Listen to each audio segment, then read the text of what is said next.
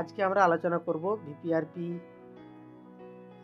ভিও livelihood plan কিভাবে entry করতে হয়, স্টেপ বাই স্টেপ আলোচনা করব। এর আগের ভিডিওতে আমরা আলোচনা করেছিলাম ভিও এন্টাইটেলমেন্ট কিভাবে এন্ট্রি করতে হয়। আজকে আমরা আলোচনা করব ভিও লাইভলিহুড কিভাবে এন্ট্রি করতে হয়।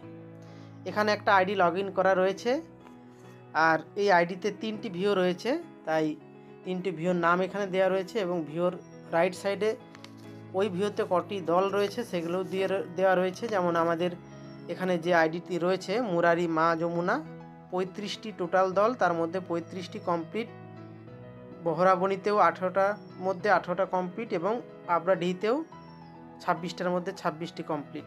পূর্বেও আমি বলেছিলাম যে ওই ভিওতে যতগুলো দল রয়েছে সব যদি কমপ্লিট না হয় তাহলে কিন্তু আমরা ভিওর সার্ভে করতে পারবো না। এক্ষেত্রে আমাদের সমস্ত দল সার্ভে হয়ে গেছে এসএসজি লেভেল, তাই আমাদের ভিও লেভেল সার্ভে করব। যখন আমরা যদি ধরি আজকে মুরারি মা যমুনা আমরা এন্ট্রি করব, যখন আমরা দেখব যে প্রত্যেকটা দলে সার্ভে হয়ে গেছে তারপরে কিন্তু আমাদের এই পেজটা চলে আসবে, ভিলেজ প্রোফাইল এই পেজটা আসবে। যদি আমাদের একটা দলও পেন্ডিং থাকে তাহলে কিন্তু আমাদের দলের লিস্ট আসবে এবং যেই দলটি পেন্ডিং আছে তার সাইডে কাটা চিহ্ন থাকবে। যেহেতু আমাদের সমস্ত দল হয়ে গেছে তাই আমাদের এই প্রোফাইল বেরিয়েছে। আপনাদের ক্ষেত্রেও যদি সমস্ত দল কমপ্লিট হয় তবে কিন্তু এই প্রোফাইল বেরোবে, নাহলে কিন্তু এই প্রোফাইল বেরোবে না। সবার প্রথমে রয়েছে ভিলেজ প্রোফাইল। ভিলেজ প্রোফাইল যখন আমরা টাচ করব, ভিলেজ প্রোফাইলের আন্ডারে ওই ভিওতে যে গ্রামটা রয়েছে সেই গ্রামের নাম আসবে। এই মুরারি মা যমুনা ভিওর মধ্যে একটি গ্রাম রয়েছে মুরারি, তাই মুরারি নাম এসছে। আপনারা যখন ভিও লেভেল সার্ভে করবেন, যদি আপনার ভিওর আন্ডারে 2টো বা 3টে বা 4টে গ্রাম থাকে তাহলে কিন্তু সব গ্রামেরই নাম কিন্তু এখানে আসবে। এক্ষেত্রে একটি গ্রাম আছে তাই একটা এসেছে। এবং যখন আপনাদের 2টো বা 3টে বা 4টে ভিও, একটা ভিওর মধ্যে 2টো বা 3টে গ্রামের নাম আসবে, প্রত্যেকটা গ্রামের কিন্তু আলাদা আলাদা প্রোফাইল আপনাকে বানাতে হবে। কোন গ্রামে কি আছে তার প্রোফাইল কিন্তু আলাদা করে বানাতে হবে। যেহেতু এখানে একটাই গ্রাম তাই আমাদের এখানে একটাই প্রোফাইল করতে হচ্ছে। মুরারিতে যখন আমরা প্রথম খুললাম, এখানে 1 নম্বরে যেটা আছে select livelihood resource base type, ওই গ্রামটিতে কি ধরনের লাইভলিহুড রয়েছে। ওখানে ফরেস্ট রয়েছে, জায়গা জমি ল্যান্ড রয়েছে এবং জলের ব্যবস্থাপনাও রয়েছে। তিনটি আছে মুরারি গ্রামে। আপনাদের ক্ষেত্রে আপনাদের সেই ভিলেজে কেমন থাকবে সেই পরিস্থিতি অনুসারে আপনারা সেইভাবে এখানে এন্ট্রি করবেন। 2 নম্বরে রয়েছে what are the facilities available in your village. আপনার গ্রামে কিসের সুযোগ সুবিধা রয়েছে। এখানে স্টোরেজ রয়েছে, ক্লিনিং, সর্টিং, গ্রেডিং, প্যাকেজিং, এই সমস্ত সুবিধাগুলো রয়েছে। আপনার যেটা আপনার গ্রামে অ্যাভেলেবেল রয়েছে আপনি সেটাতে ক্লিক করবেন। আমাদের এখানে যেমন রয়েছে, এখানে উইকলি মার্কেট হাট এখানে বসে এবং লাস্ট যেটা রয়েছে যে সিএসসি টুল ব্যাংক উইদিন 10 কিমি, এটাও রয়েছে। আর এই গ্রামের জন্য আর সেরকম কিছু নেই। আপনাদের যদি কোথাও স্টোরেজ থাকে বা কোনো প্যাকেজিং বা মিল থাকে আপনারা সেটা দিতে পারেন। তারপরে আমরা চলে যাব নেক্সটে যাওয়ার পরে এখানে লেখা রয়েছে what is the area of forest in your village. যদি আপনি প্রথমে ফরেস্ট সিলেক্ট না করতেন তাহলে কিন্তু ফরেস্টের অপশানটা আসতো না। যেহেতু এখানে ফরেস্টের অপশান সিলেক্ট করা হয়েছে ওই ভিলেজে, তাহলে ওই ভিলেজের আন্ডারে জঙ্গল কতটা রয়েছে। ওই ভিলেজের আন্ডারে টোটাল আমাদের 5 একর জঙ্গল রয়েছে।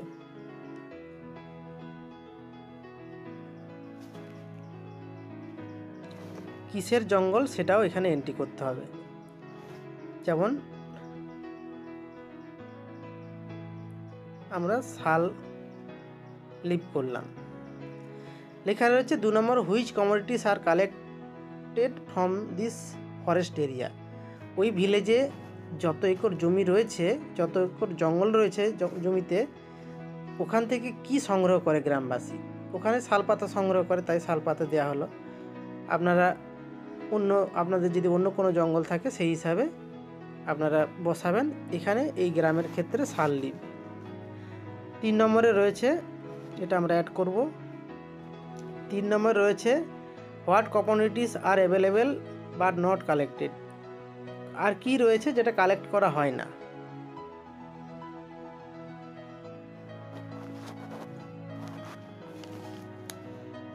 কোন জিনিসটি জঙ্গলে রয়েছে অথচ কালেক্ট করা হয় না? এখানে এই গ্রামের ক্ষেত্রে ওনারা আগে যেটা করতো, শালের বীজটাও সংগ্রহ করতো, কিন্তু এখন সেটা করে না। শাল সিড।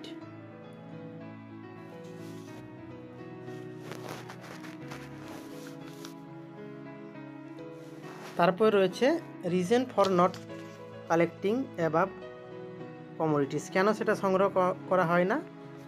এনারা যেটা সংগ্রহ করে না, এর কারণ হচ্ছে আগে শাল বীজের যে দাম ছিল সেই দাম আগের মতো নেই, তাদের সেভাবে ইনকাম হয় না, অর্থাৎ বিক্রির সেরকম মার্কেট নেই। তাহলে আমরা এখানে লিখব কারণ মার্কেটিং প্রবলেম।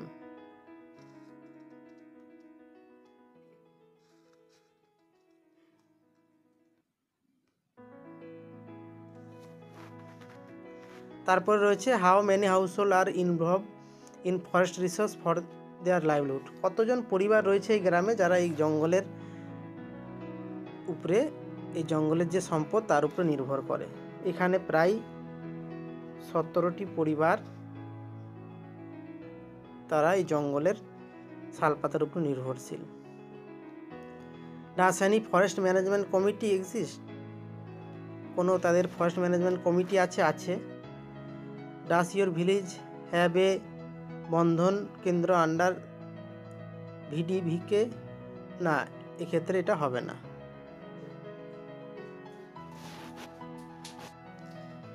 এর পরের পেজে রয়েছে আমাদের 1 নম্বরে what is the area of total irrigated land, অর্থাৎ ওই ভিলেজে যে চাষযোগ্য জমি আছে যেখানে জলসেচ ব্যবস্থা রয়েছে এরকম জমির পরিমাণ কত? এখানে যেটা রয়েছে টোটাল 21 একর রয়েছে। আমরা টোটাল একরে হিসাব করব, 21 একর রয়েছে। আপনারা চাইলে অন্য কিছুতে হিসাব করতে পারেন, বিঘাতে বা ডেসিমেলে বা হেক্টরে।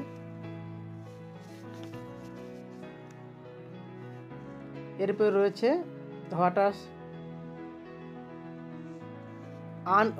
What is area of total unirrigated land. Total unirrigated অর্থাৎ সেরকম জলসেচ ব্যবস্থা নেই, একটা সিজন চাষ হয় বাকি পড়ে থাকে, সেরকম জমি কতটা রয়েছে? এক্ষেত্রেও আমরা একরে, এখানে রয়েছে 7 একর। 3 নম্বর রয়েছে what is the area of total wasted land. পতিত জমি কত রয়েছে? ওয়েস্টল্যান্ড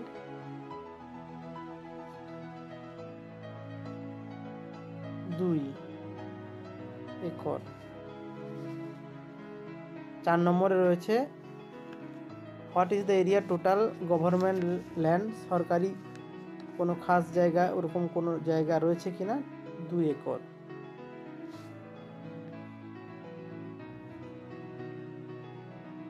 এরপরে আমরা নেক্সটে যাব। নেক্সটে যাওয়ার পরে রয়েছে do you have water user group or any other forum of discuss the functioning of water resource? এই রকম কোনো গ্রুপ আছে কি না? এরকম গ্রুপ সাধারণত নেই, এনাদের তো নেই, নো। তারপর রয়েছে total area of the village. ওই ভিলেজের টোটাল এরিয়া কতটা হচ্ছে? তাহলে আমাদের irrigated land, unirrigated land, government land, wasteland, total area এখানে রয়েছে 32 একর। তারপরে আমরা এটা সেভ করব, ফাইনাল সেভ।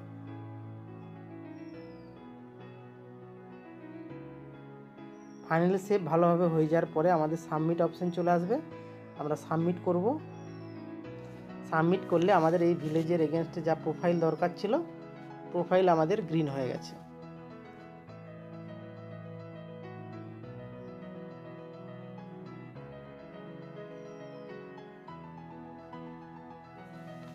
এরপরে আমরা যাব পরের স্টেপ।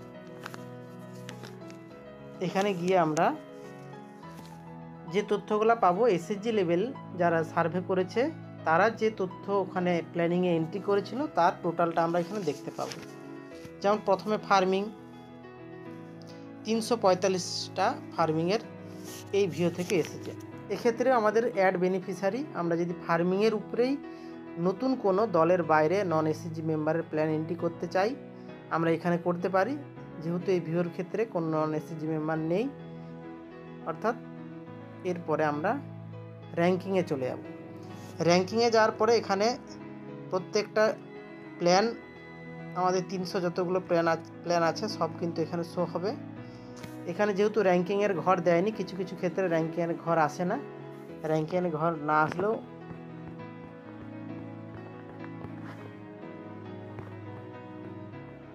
আমরা পরের স্টেপে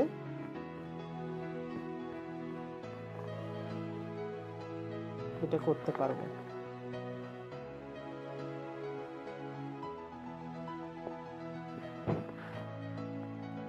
অ্যানিমেলের ক্ষেত্রেও আমাদের 293টি রয়েছে, এটা আমরা একটু দেখি। এইভাবে রয়েছে। নন ফার্ম 8টি, অর্থাৎ সেকেন্ড অপশানে আমাদের কাজ কিছু নেই। আমরা শুধু দেখতে পাবো যে কত প্ল্যান জমা পড়েছে কোন প্ল্যানিংয়ের উপরে, সেটা আমরা টোটালটা দেখতে পাবো। আর যেটা আমরা দেখলাম যে যা লিস্ট এসছে তার র্যাঙ্কিং আমরা কিভাবে করব, লাস্ট অপশানে আমাদের সেই র্যাঙ্কিংটা করতে হবে। এখানে যে র্যাঙ্কিংটা আসছে টোটাল কিন্তু আমাদের 1 থেকে 10, অর্থাৎ টোটাল আমাদের এই ভিওতে যতগুলো দল রয়েছে টোটালের আমাদের যে 364 পরিবার রয়েছে তাদের কিন্তু আমাদের র্যাঙ্কিং করতে হবে। এনটাইটেলমেন্টের ক্ষেত্রে আমাদের র্যাঙ্কিংয়ের একটা সুবিধা কী ছিল, যে আমরা প্রত্যেকটা যে আমাদের প্ল্যানিংয়ের আলাদা আলাদা পার্ট ছিল প্রত্যেকটার জন্য আমরা আলাদা আলাদা র্যাঙ্কিং করছিলাম। কিন্তু লাইভলিহুডের ক্ষেত্রে ওই ভিওতে আমাদের যতজন পরিবার রয়েছে যাদের আমাদের প্ল্যানিং করা হয়েছে, কারো ফার্মিংয়ে, কারো অ্যানিমেলের উপরে, কারো নন ফার্মের উপরে, টোটাল মেম্বারের লিস্টটা কিন্তু এখানে চলে আসবে। ওই লিস্টের মধ্যে কে 1 নম্বর কে 2 নম্বর সেইভাবে আমাদেরকে সাজাতে হবে। যেমন এখানে টোটাল 346টি পরিবারের নাম চলে এসেছে, তাদের আমাদের র্যাঙ্ক করতে হবে। এবং এখানে দলের নাম, তাদের ডিটেলস সমস্ত কিছুই দেওয়া রয়েছে। এরপরে যদি আমরা এদের র্যাঙ্কিং করতে চাই তাহলে কিন্তু লাইভলিহুডের মতো র্যাঙ্কিং করলে একটু অসুবিধা হবে। কারণ এখানে যদি আমরা কপি ছুঁই, কপি মানে লেফট সাইড যে র্যাঙ্কগুলো রয়েছে ভিও লেভেল থেকে এসছে সেটাই কপি হয়ে যাবে। যেমন এখানে 1 থেকে 10 পর্যন্ত হবে, আবার এখানে 1 হবে। কিন্তু পোর্টালে আমাদের এইভাবে র্যাঙ্ক করলে নেবে না। আমাদের টোটাল যে 346টি পরিবার আছে একদম সিরিয়ালি 346 পর্যন্ত যেতে হবে। তাহলে আমরা লাইভলিহুডের ক্ষেত্রে কপি অপশান ব্যবহার করতে পারবো না, করলে অসুবিধা হবে। তাহলে আমরা কি করব, স্টেপ বাই স্টেপ আমাদের সিরিয়াল কিন্তু এন্ট্রি করতে হবে।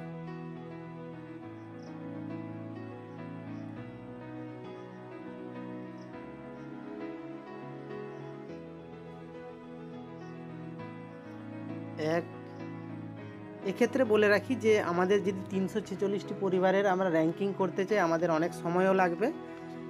মিনিমাম 50টি পরিবারের র্যাঙ্ক আমরা করলেই আমাদের প্লিজ ভ্যালিডেট অপশানটি সাকসেসফুল হয়ে যাবে। দেখবে আমাদের 50টির বেশি, আমরা 51 পর্যন্ত র্যাঙ্ক করলাম।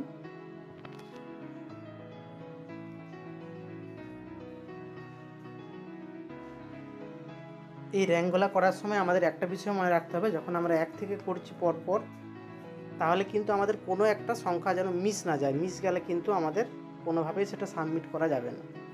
এরপরে এই পরিবারগুলির মধ্যে থেকে কোন পরিবারগুলোর নিড বেশি, যদি সেভাবে সাজাতে চান, আপনি যদি ধরলাম 300 সিরিয়ালের কাউকে 1 দিতে চান, তাকে যখন 1 দিবেন সেভাবে তাকে 1 দেওয়া যাবে, এলোমেলো হয়ে যাবে।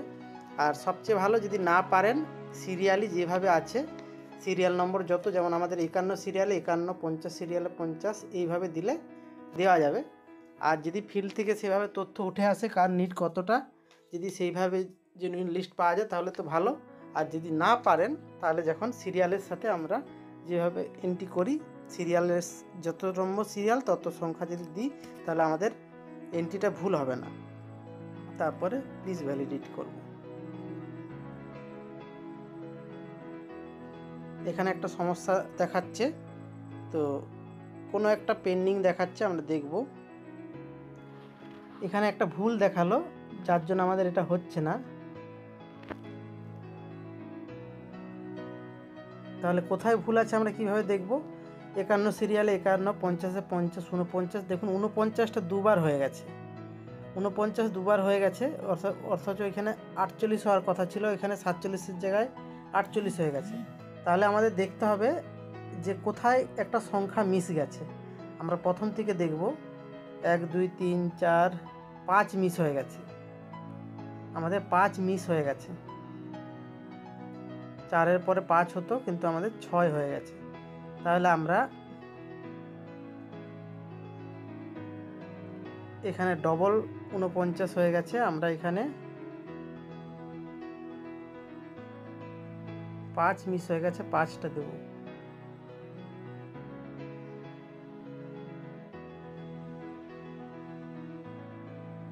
সিরিয়ালি আমাদের চলে আসলো 5। এখানে যে সমস্যাটা ছিল, সমস্যাটা কিন্তু অটোমেটিক র্যাঙ্কে সাজানো হয়ে গেছে। এরপরে আমাদের সাকসেসফুল ভ্যালিডেট হয়ে গেছে।